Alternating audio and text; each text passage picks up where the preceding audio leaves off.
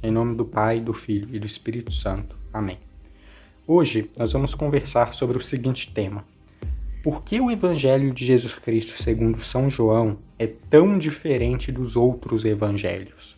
Ou seja, os 3 primeiros evangelhos, Mateus, Marcos e Lucas, não é? Os evangelhos chamados evangelhos sinóticos. Sinóticos porque eles apresentam Jesus com a mesma ótica, como uma sinopse do ministério de Jesus, não é? Sinóticos. O Evangelho de João é bem diferente dos outros 3 evangelhos. O Evangelho de João abre com esse prólogo sobre o Logos de Deus. O Evangelho de João não narra a natividade de Jesus Cristo, não fala nada sobre o nascimento de Jesus Cristo, não é?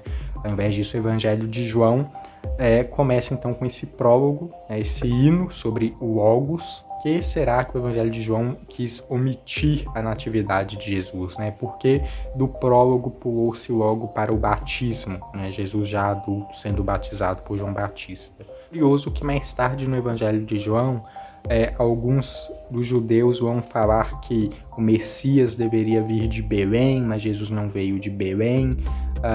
Mas Mateus e Lucas indicam que Jesus nasceu em Belém mesmo, né?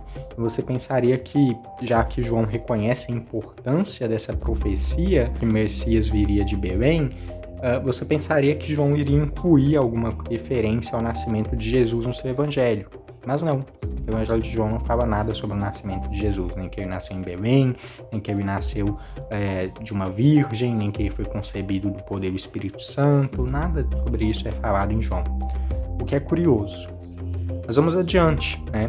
Depois, os evangelhos pegam na questão do batismo. Os sinóticos, eles retratam o batismo de Jesus no Jordão por João Batista. O Evangelho de Jesus Cristo segundo São João não narra o batismo de Jesus, porém dá indícios desse evento, né? E dá o testemunho de João Batista, né?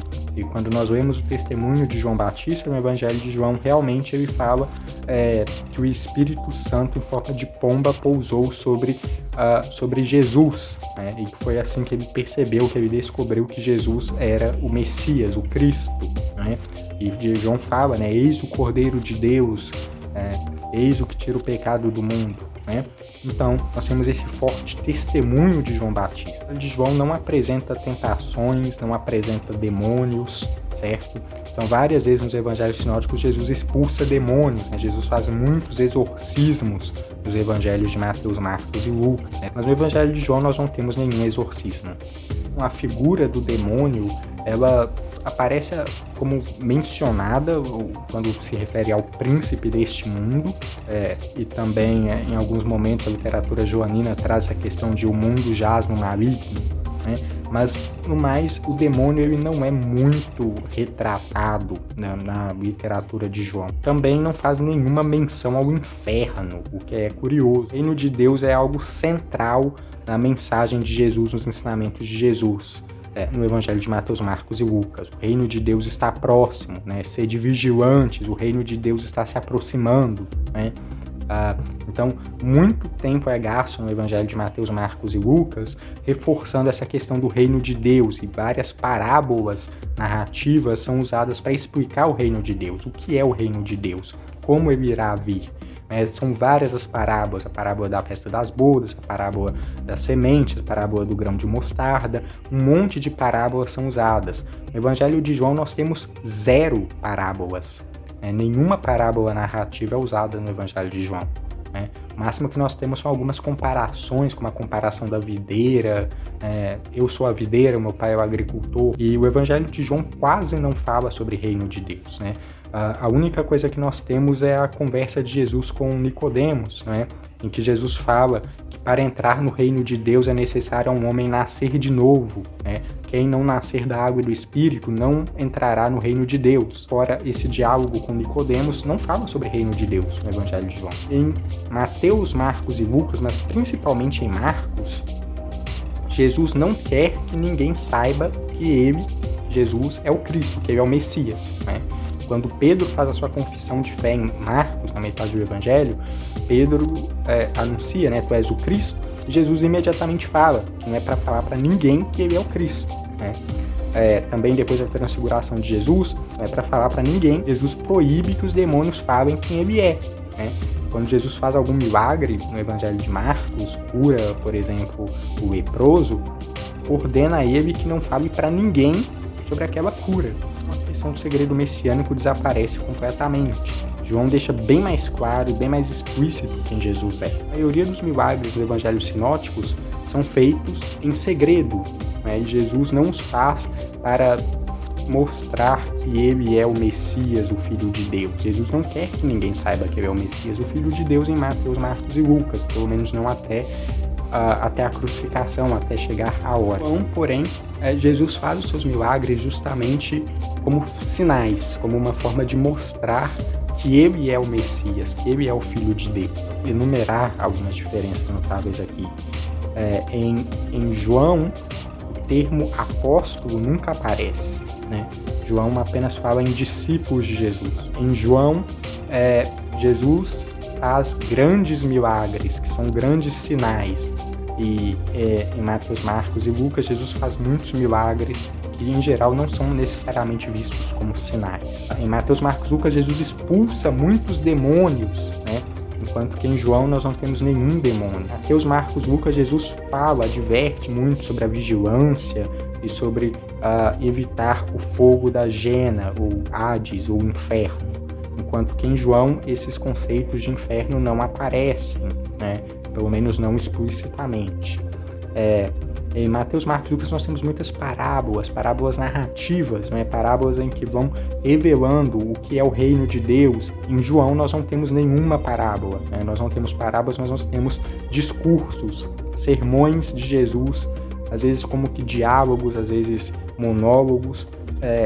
Jesus fala explicitamente quem ele é, fala sobre o Pai, fala sobre a intimidade do Filho com o Pai de uma forma muito mais explícita, muito mais clara.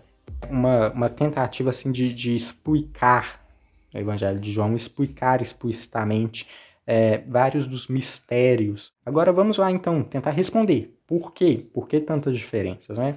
Há muitas teorias, há muitas hipóteses. A real é que nós não sabemos. Nós não sabemos por que o Evangelho de João é tão diferente dos outros. Hoje, a hipótese mais aceita para explicar o Evangelho de João é a seguinte: o discípulo a quem Jesus amava escreveu um relato sobre a sua experiência com Jesus. Com base nesse relato e em outros escritos, outros materiais que esses discípulos que acompanhavam o discípulo a quem Jesus amava tiveram acesso, eles compuseram o Evangelho de João da forma que temos hoje. Okay? Então, o Evangelho de João passou por estágios de composição.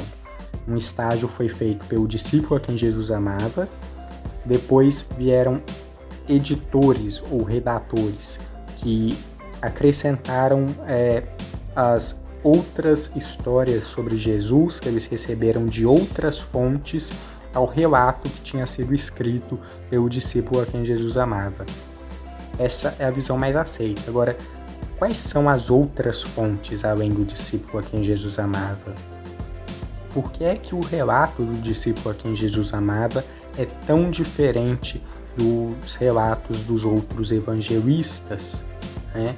Por que é que o relato do discípulo a quem Jesus amava, se for João, filho de Zebedeu, como muitos ainda acreditam, por que não narra a transfiguração de Jesus, ou a ressurreição da filha de Jairo, ou tantos outros eventos que nós sabemos que o apóstolo João, filho de Zebedeu, estava presente e participou? Né? Por que o Evangelho de João foca tanto em eventos tão diferentes, em eventos como Jesus em Jerusalém, sua participação em festas judaicas? Por quê? Né? É muito difícil responder e não há nenhuma resposta conclusiva até o momento. Mas é claro, é um autor diferente. Cada autor, e eu digo autor no sentido da pessoa mesmo que escreveu. É claro, nós cremos, né, que todos os livros das Escrituras têm o mesmo autor divino, né, o próprio Deus. Né? O Espírito Santo é o autor divino das Escrituras, sim. Mas os humanos que escreveram as palavras que estão ali são instrumentalmente também autores. Autores no sentido instrumental, foram usados por Deus, inspirados por Deus para escrever. cada um escreveu com a sua linguagem, com as suas palavras, também com as suas próprias características humanas, né? Com a sua comunicação humana, com a sua linguagem. Cada autor das escrituras escreveu a sua maneira, cada um deles tinha uma forma de querer expressar aquilo que eles haviam recebido, aquilo que eles haviam aprendido. Então essas são algumas das diferenças mais notáveis entre o Evangelho de João e o Evangelho de Mateus, Marcos e Lucas. Se você gostou desse vídeo, deixe o seu like, inscreva-se e fiquem todos com Deus, a paz.